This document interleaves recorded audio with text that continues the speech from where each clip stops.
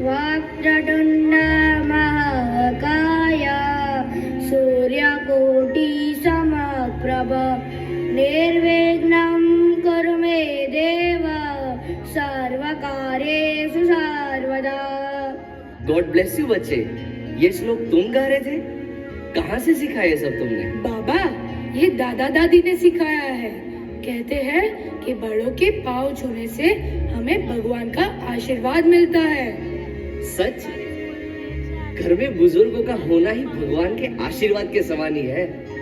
अच्छे संस्कार उन्हीं से तो विरासत में मिलते हैं। क्यों? क्या हम बच्चों को कुछ नहीं सिखाते हैं? अरे मैंने ऐसा तो नहीं कहा। क्या है कि सारे दिन तुम काम में बिजी रहती हो और मैं ऑफिस में। हमारे पास टाइम ही कहाँ है ये सब समझाने का, ये सब सिखाने का। आजकल सब कुछ गूगल पर सीख सकते हैं या फिर YouTube लगा दो, सब श्लोक भजन सिखा देंगे। और हमें अपने बच्चों को श्लोक भजन नहीं सिखाना है, बल्कि उसको बहुत पढ़ाना है।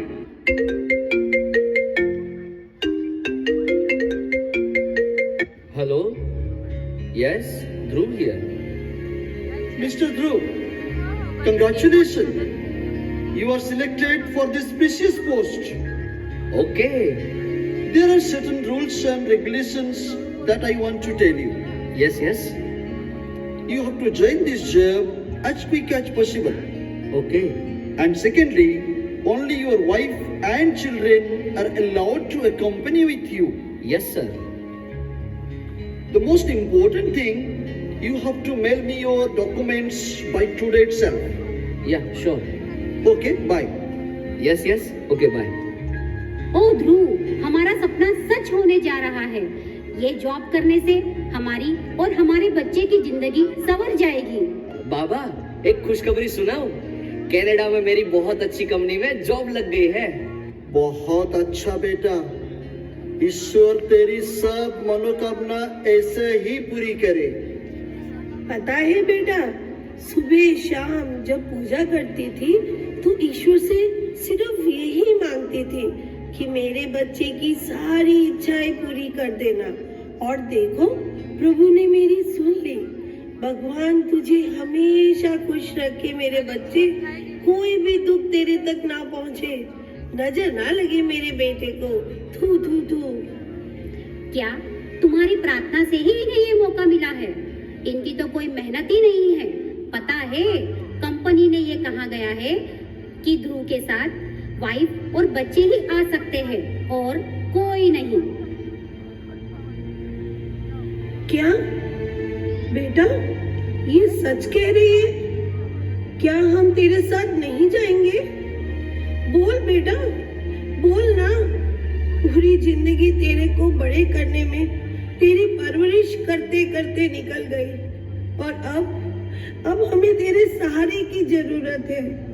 बेटा, तू हमें अकेले कैसे छोड़कर जा सकता है? कैसे छोड़ के जा सकता है बेटा? अरे पगली, इसकी बात मत सुनो। ध्रुव हमें अकेले ऐसे छोड़ के नहीं जाएगा। अपने बेटे पर भरोसा है ना? नहीं नहीं, मैं दादा दादी को छोड़ के कहीं नहीं जाऊंगा। मैं उन्हें कहीं नहीं जाने दूंगा माँ। पूरे दिन दादा दादी ही करना है तुझे। पढ़ना लिखना तो है नहीं। चलो अपना होमवर्क कर लो। माँ, बाबा, मेरी एक बात तो सुनो। मैं तुम्हें समझा तो रहा हूँ। बाबा, आप भी तो चाहते थे कि मैं बड़े होकर अच्छी कंपनी में, वो भी अब्रॉड में नौकरी करूँ। अब मेरा वो सपना पूरा होने जा रहा है बाबा। बचपन से अब तक तू हमारी उंगली पकड़कर चला और अब जब हमें तेरी उंगली पकड़कर चलना था तो तू बुढ़ापे के सूनेपन में उंगली छुड़ाकर जा रहा है बेटा। माँ, मेरी बात को तो समझो। मैं वहां जाकर सेटल होते ही तुम्हें अपने साथ ले जाऊंगा माँ। बेटा, वो क्या है? गिलहरी है माँ। मेरी बात को समझो माँ। वो जॉब मेरे लिए बहुत मायने रखती है। ये क्या है बेटा? ये गिलहरी है माँ। माँ मेरी बात सुन भी रही हो? बाबा आप समझाओ ना कि ये जॉब मेरे लिए कितनी जरूरी है। बेटा, तो क्या हम दोनों तेरे लिए जरूरी नहीं है? ये क्या है बेटा? ये गिलहरी है, गिलहरी माँ, ये गिलहरी है। क्या आपको समझ नहीं आता? क्यों मेरा दिमाग खराब कर रही हो? शांत बेटा, तुझे एक बात बताता हूँ। जब तू 6 साल का था, हम दोनों तुझे पार्क में घुमाने ले गए थे। वहां खेलते खेलते यही सवाल तुमने अपनी माँ से कई बार पूछा था और बड़ी प्यार से तेरी माँ ने हर बार उसकी जवाब दिया। बताए, तेरे हर सवाल के जवाब देने में हमें बहुत खुशी होती थी कि हम तुम्हें जिंदगी की मायने सिखा रहे हैं, और तू 4 बार पूछने पर इतना गुस्सा हो गया। बाबा माँ, मैं भी तो आपको अकेले नहीं छोड़ना चाहता। तो इसका मतलब तुम जॉब नहीं करोगे? माँ बाबा भी तो चाहते होंगे कि उनका बेटा कामयाबी की सीढ़ी चढ़ता रहे। हाँ बहू, हम ही क्या, सभी माँ बाप बच्चों की खुशियों के लिए अपनी सभी इच्छाओं का त्याग करते हैं। जिस माँ बाप ने अपने बच्चों की खुशियों के लिए अपनी खुशियों तक का त्याग कर दिया हो, वो भला अपने बच्चों का कैसे बुरा कर सकते हैं बहू?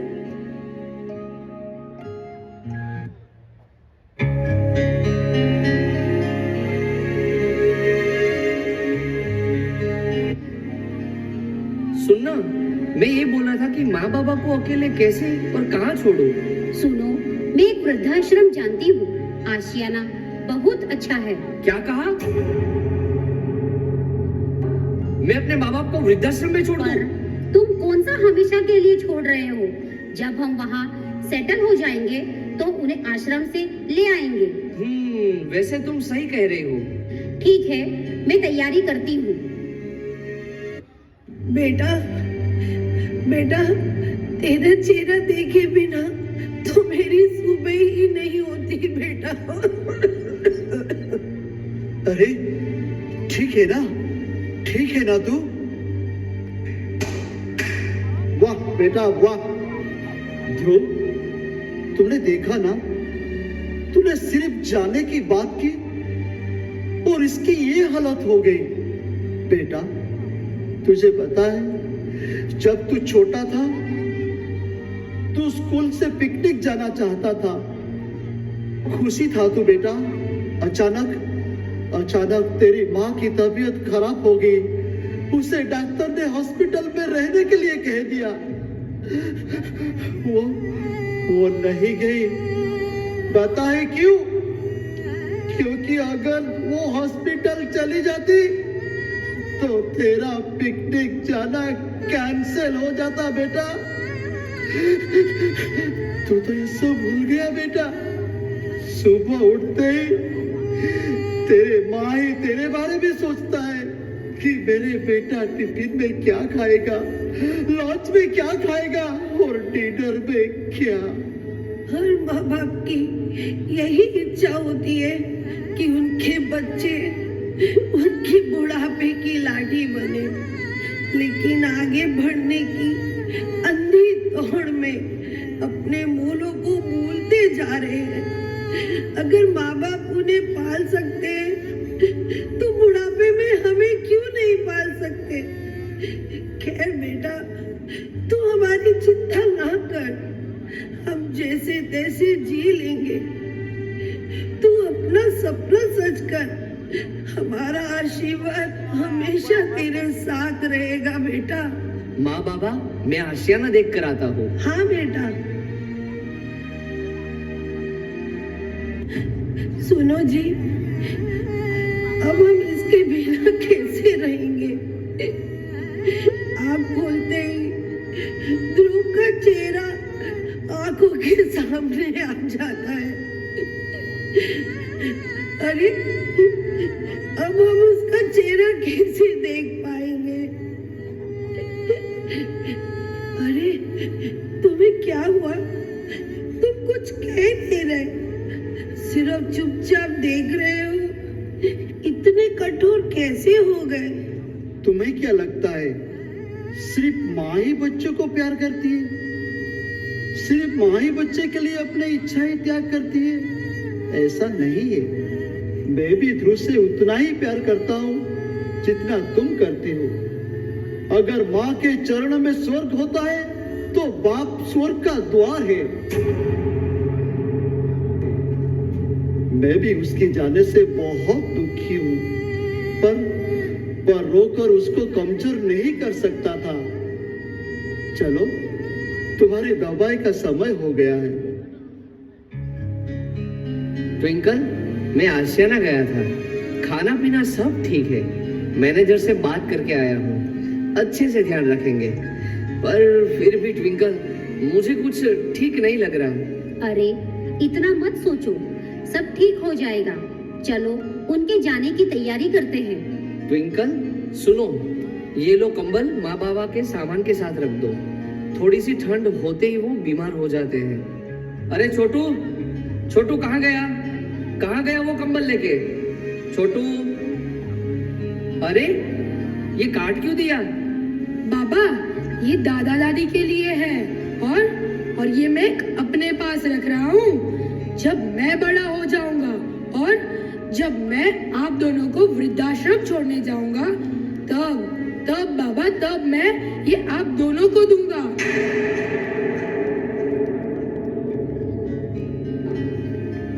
हेलो सर, मैं मिस्टर ध्रुव जोशी। सुनिए जनाब, मैं इस आश्रम की देखभाल कई सालों से कर रहा हूँ। जब बच्चे अपने बूढ़े माँ बाप को छोड़ने आते हैं तो यही कहते हैं कि वो उन्हें बहुत जल्द ले जाएंगे। आपसे एक विनती है, आप अपने माँ बाबा से झूठ मत बोलो। क्या झूठ बोला? तुम इन्हें झूठी उम्मीद मत बंधाओ।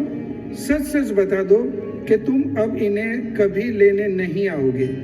झूठ बोलने से इंसान आधा मर जाता है और जब किसी की उम्मीद टूटती है तो वो अंदर से मर जाता है। तुम इन्हें सच सच बता दो कि तुम इन्हें लेने कभी नहीं आने वाले। चुपचाप अपना काम करो, फॉर्म भरो, हमें ज्यादा नसीहत मत दो प्लीज। माँ, बाबा, ये लो अपना सामान। मैं जल्दी आप लोगों को लेने आऊंगा। दादा दादी, मैं भी आपके साथ यही रहूंगा।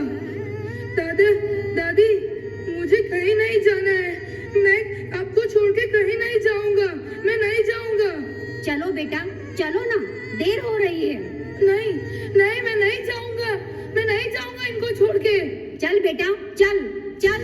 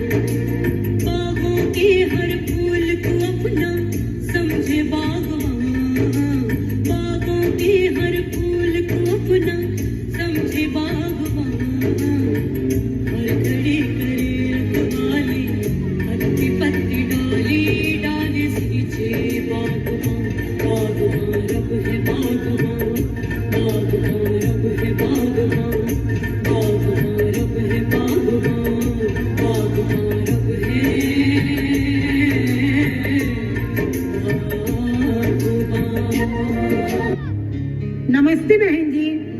लो, एक और आ गए। सुनिए, आपके बेटे ने क्यों छोड़ दिया आप दोनों को? जी, छोड़ा नहीं, मजबूरी थी मेरी बेटी की। क्या है कि उसको कनाडा में बहुत अच्छी नौकरी मिली है और वहाँ हम लोगों को नहीं ले जा सकता। हम तो कुछ ही महीनों के लिए यहाँ रहने आए हैं। तो जरूर आएगा हमें लेने। क्यों जी, सही कहा ना मैंने? हाँ, बिल्कुल सही। वो हमारे बिना नहीं रह सकता। बताए, शाम होते ही मेरे घर आने का इंतजार करता था।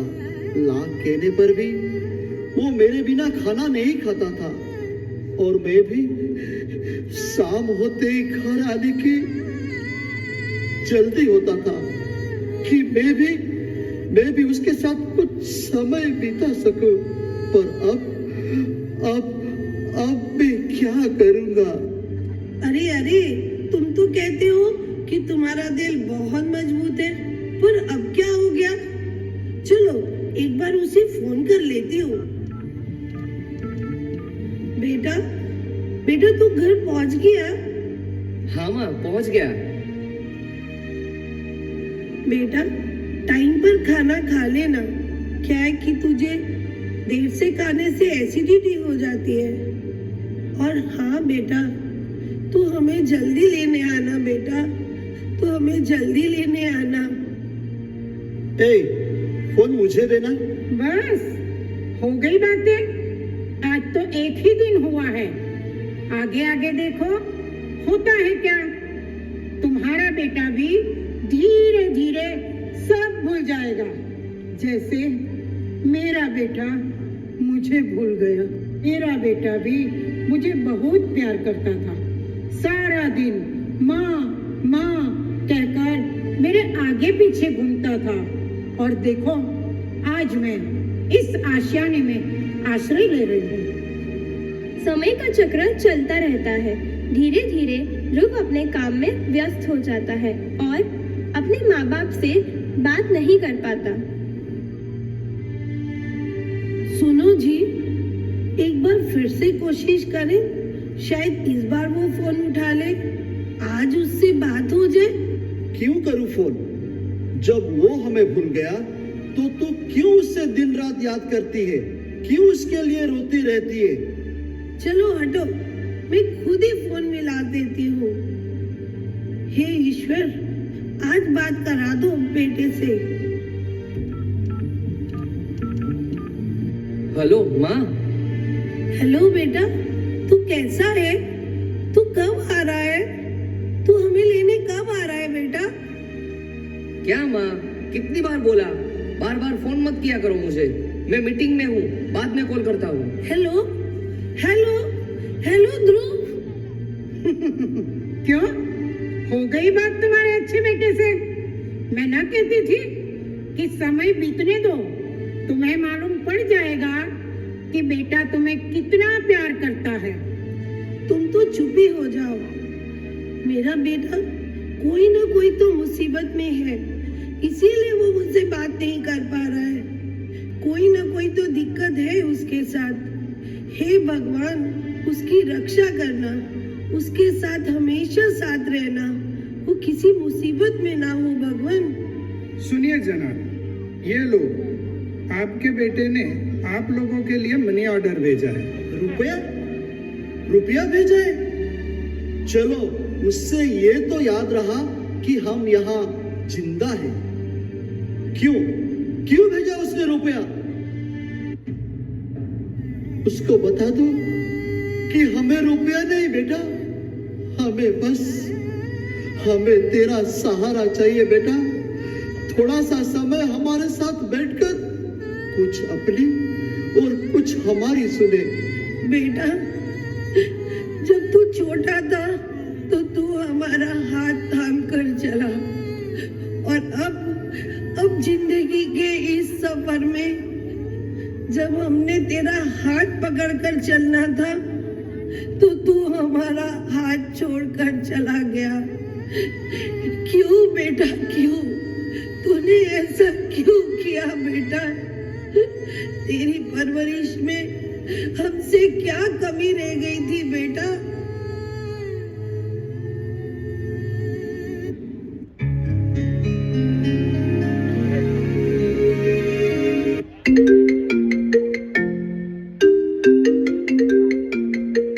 हेलो,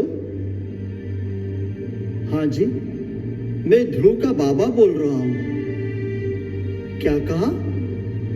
वो हॉस्पिटल में है। क्या वो बिल नहीं भर पा रहा है?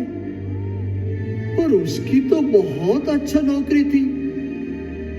वहां वो कंपनी क्या कहा, बंद हो गया। अच्छा, उसका बिल भर के उसको वापस लेना पड़ेगा। मैं ना कहती थी कि मेरे बेटे के साथ कुछ तो दिक्कत है, इसीलिए वो यहाँ नहीं आ पाया और ना ही कॉल कर पाया। माँ के दिल को बच्चों के दर्द का एहसास हो जाता है। देखा बहन जी, मैं ना कहती थी कि कुछ तो मेरे बेटे के साथ हुआ है। बहन जी, अपनी आंखों से ममता का चश्मा उतारो और देखो कि सच क्या है और झूठ क्या है। बस रहने दो बहन जी, मुझे पता है कि मेरा बेटा कैसा है। इन लोगों ने क्यों उम्मीद पाल रखी है कि बेटा इनको काम की वजह से फोन नहीं करता और यहाँ नहीं आ सकता। जब किसी भी इंसान की उम्मीद टूटती है तो वह अंदर से टूटकर बिखर जाता है। हे ईश्वर, इनकी उम्मीद को बनाए रखना। हॉस्पिटल का बिल भरने के लिए और इंडिया वापस लाने के लिए ध्रुव के माँ बाप के पास कुछ नहीं है। सबसे मदद मांगते हैं, परंतु उन्हें किसी से भी मदद नहीं मिलती। आखिर में मजबूरी में अपने बेटे को वापस लाने के लिए माँ को अपनी किडनी देनी पड़ती है। चलिए देखते हैं आगे क्या होता है। मेरा बेटा कितना दुबला हो गया, अब तुझे कहीं नहीं जाने देना। मेरा बच्चा, कितने साल बीत गए तुझे देखे बिना। शायद हम दोनों तुझे देखने के लिए ही जिंदा है। बेटा, तेरे बिना जिंदा लाश की तरह जी रहे थे। बाबा, माँ, मुझे माफ कर दो। मुझे एक मौका दे दो। आपके सारे दुख, सब कष्ट दूर कर दूंगा। मैंने अपने कैरियर के लिए आप लोगों को छोड़ दिया और माँ, आपने मेरे लिए अपनी किडनी तक दे दी। माँ, मुझे समझ आ गया है कि माँ बाप कैरियर से बहुत ऊपर है, जिन्होंने अपनी खून की एक एक बूंद मेरी खुशी के लिए बहा दी। बेटा, सब छोड़, अभी तो तू इतनी बड़ी बीमारी से बाहर आया है। बच्चे तो गलती करते ही है ना, बड़ों का फर्ज है कि उन्हें माफ कर दे। बेटा, माँ कभी ये नहीं कहती कि मुझे सुखी रखना। माँ तो हमेशा इतना ही कहती है, बेटा सुखी रहना। बस, बेटा ने दो प्यार की बातें कर ली और तू सब कुछ भूल गई, और ये भी भूल गई कि उसको इंडिया वापस लाने के लिए तुझे अपनी किडनी देनी पड़ी।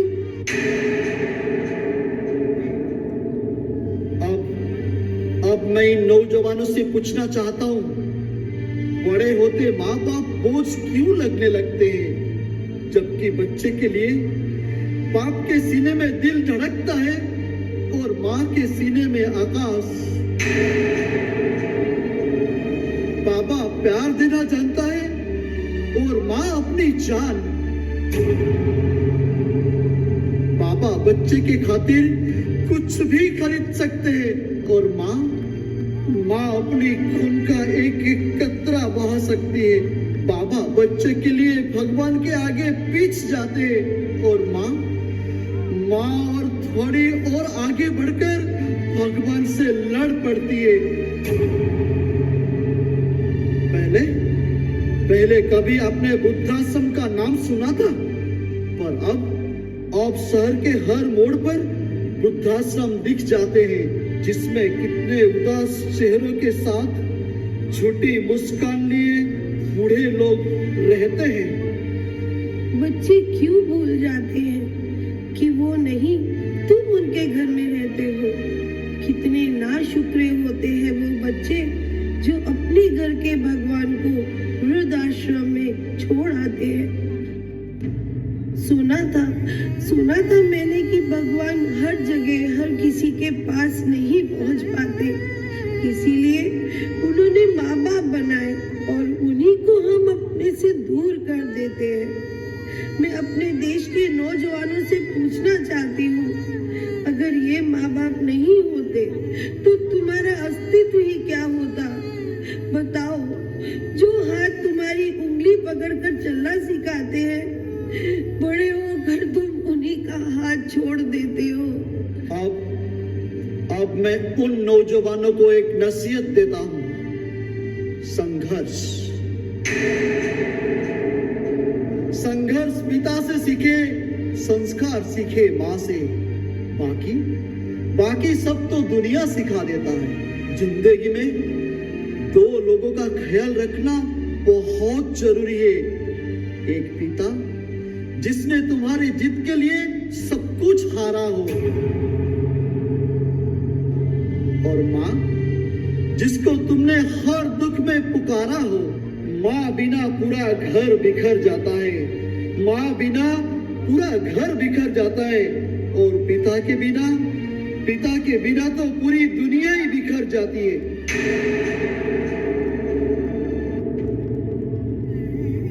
आपको पता है, हर कलाकार अपना कला को अपना नाम देता है, लेकिन एक माँ जैसा कलाकार इस दुनिया में कोई नहीं होता, जो स्वयं अपने बच्चों को जन्म देकर नाम पिता का देती है।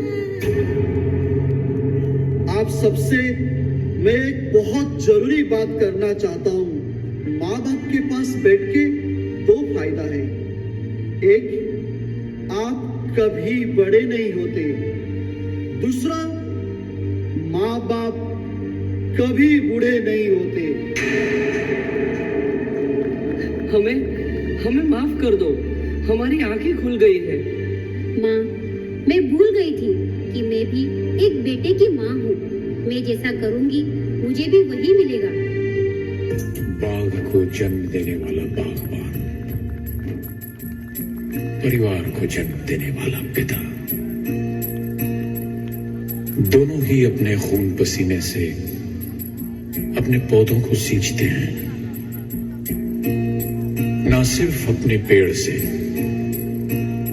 उसके साए से भी प्यार करते हैं, क्योंकि उसे उम्मीद है एक रोज जब वो जिंदगी से थक जाएगा, यही साया उसके काम आएगा।